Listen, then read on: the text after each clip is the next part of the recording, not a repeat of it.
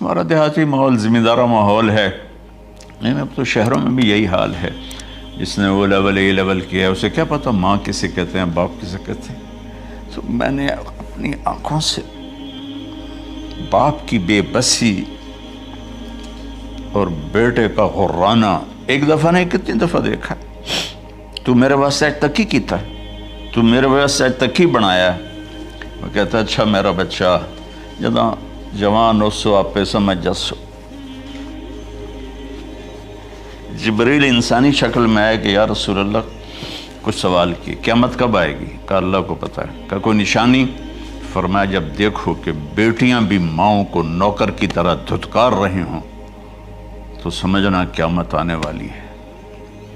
کچھ عرصہ پہلے ایک بچی اور ماں، تو ماں کچھ بات کر رہی تھی اور بیٹی کہہ رہی تھی بھوک نہیں بھوک نہیں، اور اس کی ماں کے خون سے بھرے ہوئے آنسو بہہ رہے تھے اور اس کی ہچکیاں لگ رہی تھی کہ یہ وہ ہے جس کو میں نے اپنے پیٹ سے جنا اور اپنی چھاتی کا دودھ پلاتے پلاتے پلاتے میں نے کتنی تکلیفیں برداشت کی،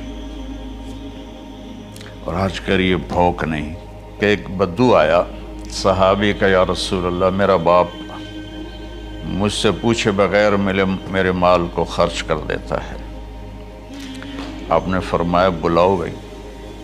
جب اسے پتہ چلا کہ میرے بچے نے میری شکایت کی ہے تو اسے بڑا دکھ ہوا، تو اس نے دل ہی دل میں چند اشعار پڑھے، زبان پہ ادا نہیں دل میں آئے۔ تو جب وہ مسجد میں انٹر رہا تو جبریل پہلے آئے بیٹھے تھے کہ یا رسول اللہ فرما رہے ہیں اس سے کہو کہ پہلے وہ اشعار سنائے جس کو اس کے کانوں نے نہیں سنا، لیکن اللہ نے من فوق عرش ہی سن لیا ہے، عرش کے اوپر اللہ نے سن لیا ہے۔ تو آپ نے اس سے ارشاد فرمایا کہ تمہاری بات ہم سنتے ہیں باپ بیٹے کی، لیکن پہلے وہ شعر سناؤ جو تیری زبان سے ادا نہیں ہوئے، تیرے کانوں نے نہیں سنے، تیرے دل کی گونج تھی اور تیرے دل کی آہ اور فریاد تھی جو دل ہی میں گھٹ کے رہ گئی، اسے اللہ نے سنا ہے۔ وہ کہتا ہے سناؤ۔ کہنے لگا یا رسول اللہ آپ کا رب ہر وقت ہمارے ایمان کو آپ پر زیادہ سے زیادہ بڑھاتا رہتا ہے، اس ذات کی قسم جس کے قبضے میں میری جان ہے۔ یہ چند میرے دکھ بھرے خیالات الفاظ کی شکل میں ڈھلے، لیکن میری بزم تصور میں ہی رہے اور وہیں دفن ہو گئے، باہر نہیں نکلے، میری زبان سے ادا نہیں ہوئے، میرے کانوں نے نہیں سنا، آپ کے رب نے سن لیا۔ آپ نے کہا اچھا بتاؤ تو نے کہا کیا تھا؟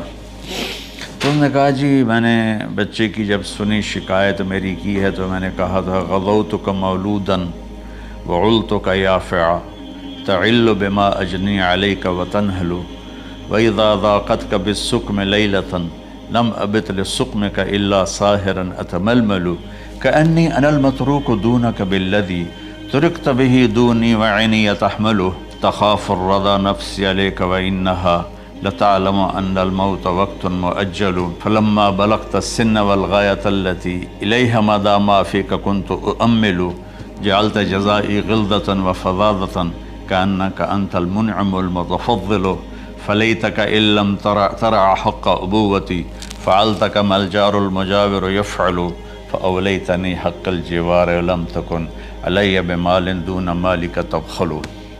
میں ابھی ترجمہ کرتا ہوں۔ اس کا میرے نبی پر کیا اثر ہوا کہ آپ کے ٹپ ٹپ آنسو گر رہے تھے اور آپ کی داڑھی آپ کے آنسوں سے تر ہو رہی تھی۔ یہ اتنا فصیح کلام ہے کہ عربوں کو بھی پسینہ آ جائے گا ترجمہ کرنے کے لیے، تو میں تو عربی نہیں ہوں، لیکن یہ فخر تو حاصل ہے، بھلے ہیں یا برے ہیں دو چار قدم ہم بھی تیرے ساتھ چلے ہیں۔ کچھ عرصہ اہل علم کی محفلوں میں بیٹھے، کچھ زبان کی شناسائی ہوئی، تو میں اپنی کم مائگی کے ساتھ اس کا ترجمہ کروں گا۔ وہ کہتا ہے غزوتک مولودا وعلتک یافعا تعل بما اجنی علیک و تنحل، میرے بیٹے جس دن تو پیدا ہوا ہم نے اپنے لیے جینا چھوڑ دیا، ہوئے ہوئے ہوئے ہوئے، ہم تیرے لیے جیے۔ تیری ماں تجھے دودھ پلاتی تھی، میں تیرے لیے روٹی کے نوالے لاتا تھا، میری ساری کمائی پہلی اور آخری سب تیرے اوپر لگتی تھی۔ تجھے خوش دیکھتے تھے تو خوش ہوتے تھے، تجھے روتا دیکھتے تھے تو ہم روتے تھے۔ وَإِذَا ذَاقَتْكَ بِالسُّقْمِ لَيْلَةً لَمْ أَدْلِ سُقْمَكَ إِلَّا سَاهِرًا أَتَمَلْمَلُ، جب تو کبھی بیمار ہو جاتا تھا تو تیرے سرانے بیٹھ کر ہم ساری رات روتے تھے اور دعائیں کرتے تھے، یا اللہ ہمارے بچے کو بچا لے، ہمارے بچے کو صحت دے دے۔ اس تڑپ میں ساری رات میں جاگتا تھا، تیرے لیے میں نے اپنا سب کچھ لگا دیا، اپنے لیے جینا چھوڑ دیا، اپنی خواہشات کو دبایا، تیری ہر خواہش کو پورا کیا۔ تجھے مسکرانے کے لیے، تجھے ہنسانے کے لیے میں دھکے دھوڑے کھاتا رہا، کبھی گرمی لو کی جھلسا دینے والی ریت اور کبھی سردی کے سرد ہوا کے تھپیڑے، لیکن میں ان دونوں سے گزرتا ہوا تجھے پالنے کی خاطر اپنے آپ کو کھپاتا رہا۔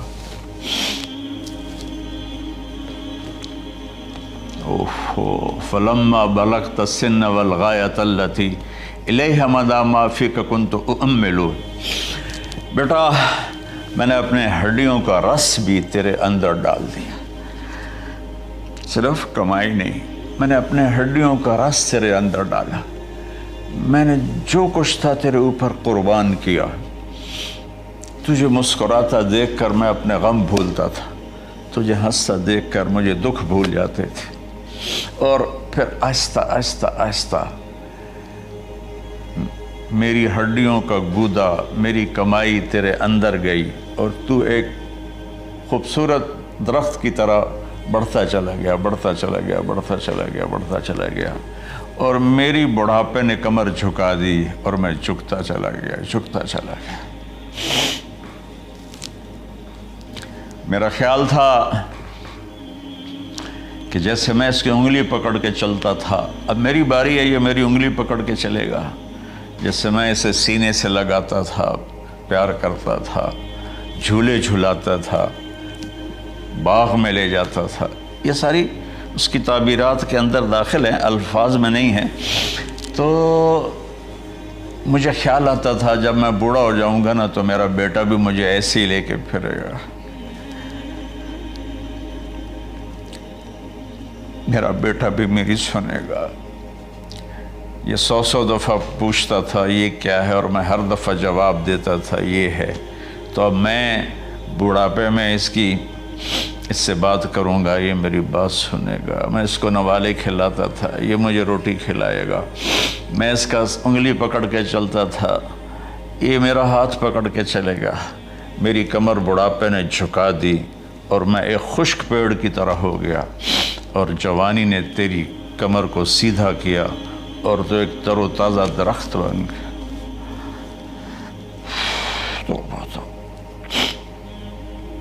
تو مجھے خیال آیا کہ میں نے 20 سال اس بچے کو پالا ہے، ابھی اپنی ماں اور باپ کو دیکھے گا، لیکن ایک دم اچانک کیا ہوا؟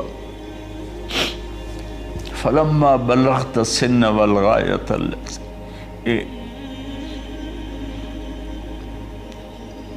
الیہا مدی ما فیک کنت اؤمل، جب تو اس عمر کو پہنچا جس میں ہماری امیدیں تیرے ساتھ لگ گئیں، ہمیں بڑھاپے نے بے آسرا کر دیا اور تیری جوانی نے تجھے ہمت دے دی، تب ہمارا خیال آیا کہ اب یہ ہمارے ساتھ وہی کرے گا جو ہم نے اس کے ساتھ کیا۔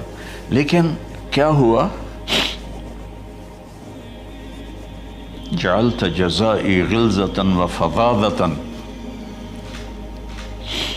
کأنک انت المنعم المتفضل، تو اتنا بدتمیز ہوا، تیری زبان چھری بن گئی، تیرا رویہ زہر بن گیا، اور میری ساری زندگی کی محنت کا بدلہ تو نے مجھے نافرمانی سے دیا، بد اخلاقی سے دیا، بدتمیزی سے دیا۔ میں حیرت بھری نظروں سے تجھے دیکھتا رہا اور میں اپنی پچھلی 20 سالہ زندگی کو جھٹلاتا رہا کہ میرے خیال میں اس کا نوکر ہوں اور یہ میرا مالک ہے، میں اس کا باپ نہیں، میں اس کا نوکر ہوں، کیونکہ ماں باپ کے ساتھ ایسا کوئی نہیں کرتا ہے، یہ میرا مالک ہے اور میں اس کا نوکر ہوں، اس لیے مجھے ڈانٹ رہا ہے۔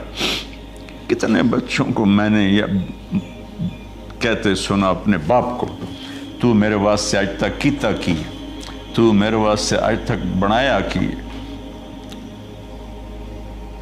اور جو آپ بے بسی کی تصویر بنا ہوتا تھا وہ شکلیں بھی میرے سامنے ہیں۔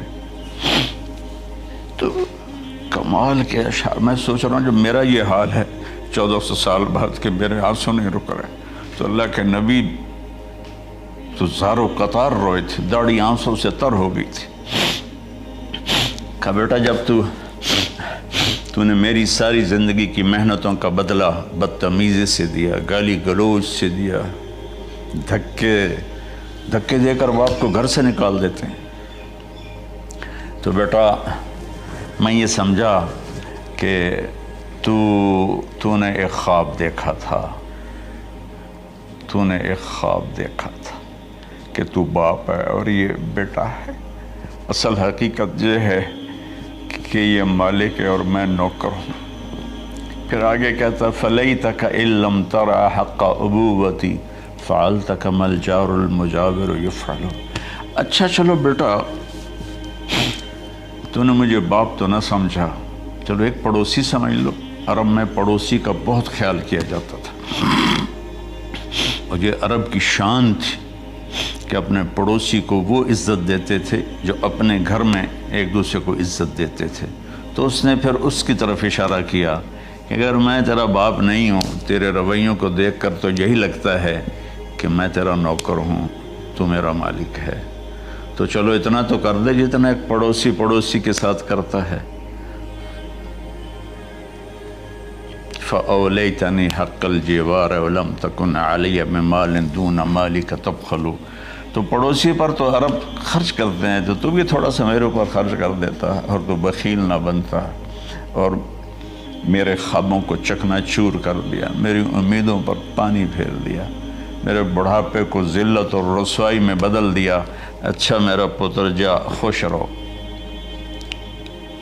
ماں باپ کہاں بد دعائیں کرتے ہیں؟ تو میرے نبی کی آنکھوں سے آنسو، یہ ساری داڑھی تر ہو گئی، تو آپ نے اس کے بچے کو گریبان سے پکڑا اور جھٹکا دے کر دھکا دے کر دفع ہو جا، انت و مالک لابیک، تو اور تیرا سب کچھ تیرے باپ کا ہے۔ حضرت علی رضی اللہ تعالیٰ عنہ سے کسی نے پوچھا کہ آپ کے بیٹے حسن کیسے بیٹے ہیں؟ کہا حسن میرا وہ بیٹا ہے کہ جب میں چلتا ہوں تو میرے آگے نہیں چلتا، میرے پیچھے چلتا ہے۔ جب کہیں بیٹھنے کا موقع آتا ہے تو یہ پہلے نہیں بیٹھتا، پہلے مجھے بٹھاتا ہے پھر خود بیٹھتا ہے۔ جب کھانے پر بیٹھتے ہیں تو یہ روٹی کی طرف ہاتھ نہیں بڑھاتا جب تک میں نہ بڑھاؤں، یہ سالن کی طرف ہاتھ نہیں بڑھاتا جب تک میں نہ بڑھاؤں۔ میں کمرے میں ہوں تو یہ چھت پہ نہیں چڑھتا کہ میرے باپ کی بے ادبی ہو جائے گی۔ میں حالانکہ چھت پہ چڑھنا ضرورت کے لیے ہوتا ہے، لیکن قربان جائیں اہل بیت کے ایسے ہی اخلاق ہوتے ہیں، آل رسول ایسے ہی ہوتے ہیں۔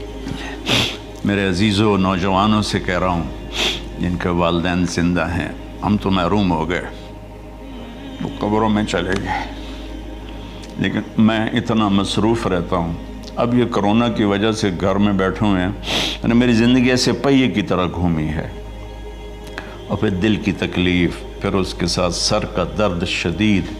اس کے باوجود میں روزانہ 10 نفل اپنے باپ کے لیے پڑھتا ہوں، 10 نفل اپنی ماں کے لیے پڑھتا ہوں، اور 4 نفل اپنے خالہ کے لیے پڑھتا ہوں، کہ ساری زندگی سجدوں میں سر رکھ کے اس کا ثواب ماں باپ کو پہنچاؤں، تو ماں باپ کا حق ادا نہیں ہو سکتا۔